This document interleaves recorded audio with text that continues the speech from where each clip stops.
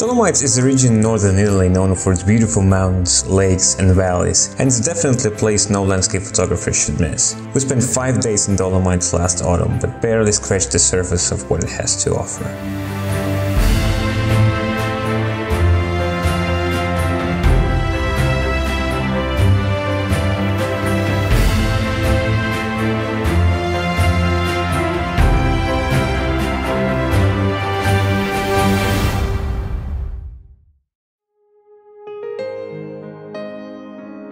Arguably, the two most famous locations in Dolomites are the Val Gardena Valley and the region around Cortina d'Ampezzo. Although they look very close on the map, don't be fooled by the distance. The roads in Dolomites are narrow, twisty, and take a long time to negotiate. I definitely recommend staying in each of these locations rather than attempt to drive between them.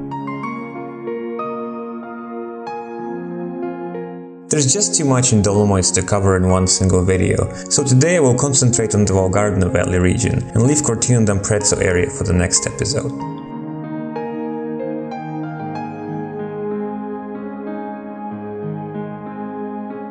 One of the most famous locations around Val Gardena Valley is Seiser, Europe's largest mountain plateau with its magnificent views of the Dolomite peaks in the background. It is accessible by car, but the area is closed for private traffic between 9 AM and 5 PM daily, so depending on the time of year it is possible to drive up for sunrise or sunset, but during the day your best bet is to use one of the cable cars. Most of them close in late autumn though, so make sure you check the schedule first.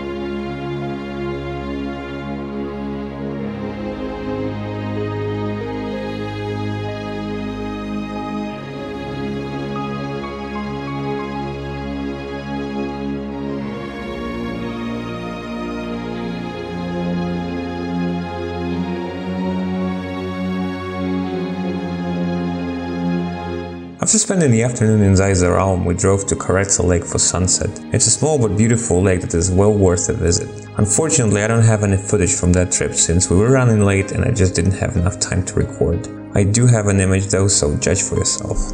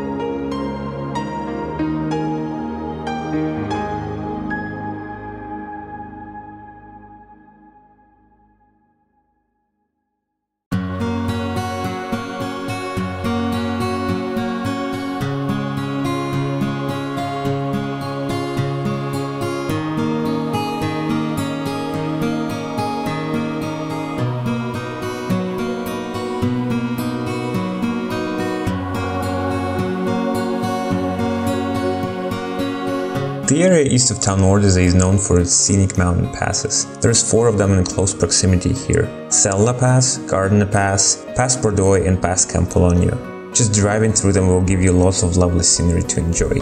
But if you only have time for one, my favorite is definitely Gardena Pass with its beautiful views of the valley down below.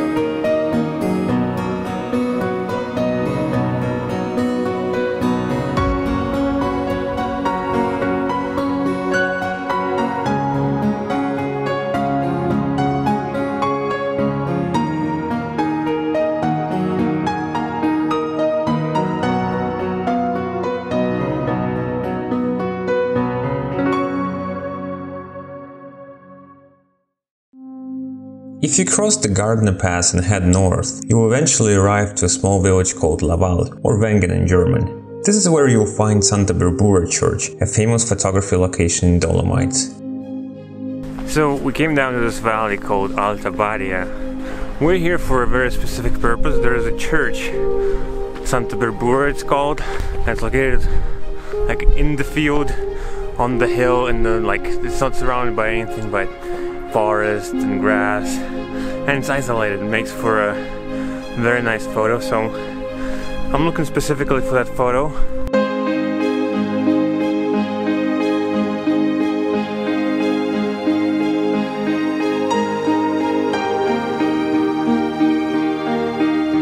The church is a bit tricky to find, but once you know where it is, it's actually only a short walk from the parking lot. The area is absolutely fabulous. We spent the entire afternoon here and stayed until sunset to witness nature putting up quite a show for us.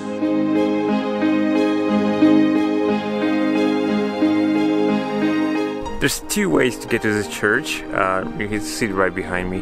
One is from the town of Wengen, where I left my car.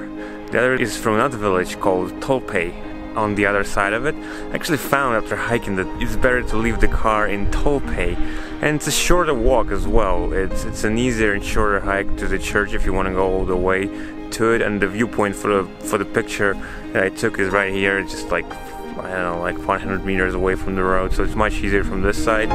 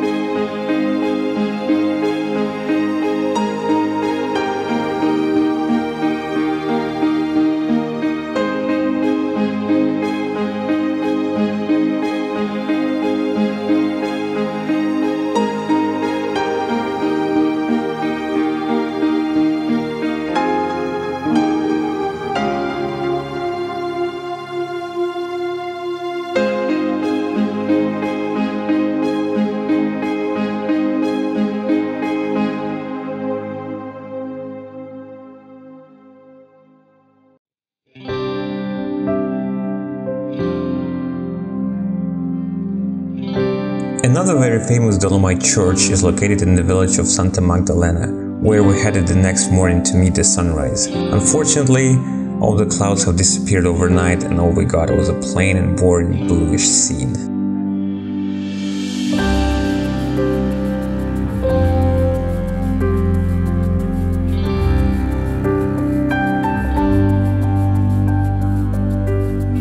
Woke up at 5 a.m. today to witness that scene.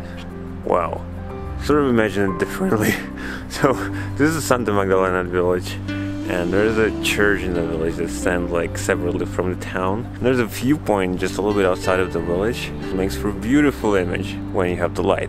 But we don't have the light today, so there's no clouds in the sky, there's nothing in the sky, there's no open glow. It's just blank and hardly even blue, just whitish blue. Doesn't really make for a compelling photo.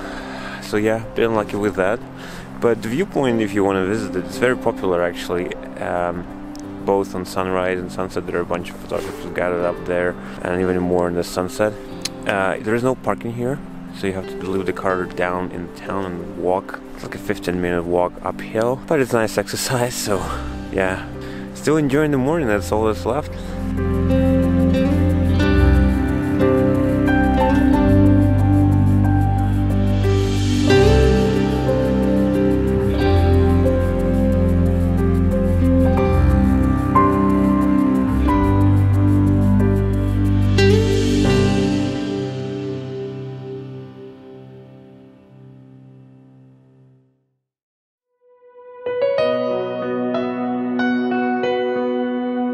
I would have loved to return later in the afternoon or another day to reshoot the scene under better conditions, but unfortunately it was time for us to pack up and head to Cortina d'Ampezzo.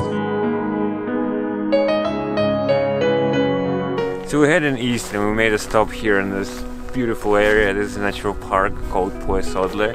It's like the entire area between two valleys. There's mountains, the Alps over there in the far distance. The sun is bright in the sky, so it's not the best time to take pictures, but it's a nice area to take a walk, and that's exactly what we're doing. Just taking a stroll, enjoying the views. Maybe I'll find some pictures, maybe not, but it's still a beautiful place.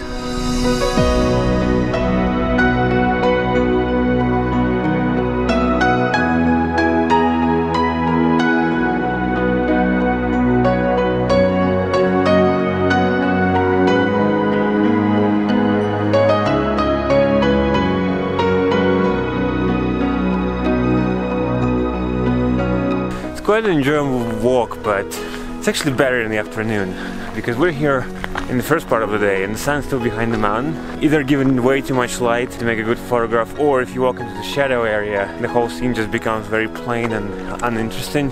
So I think it's better illuminated in the later part of the day when the sun is actually in the west, highlighting the face of the mountain right here.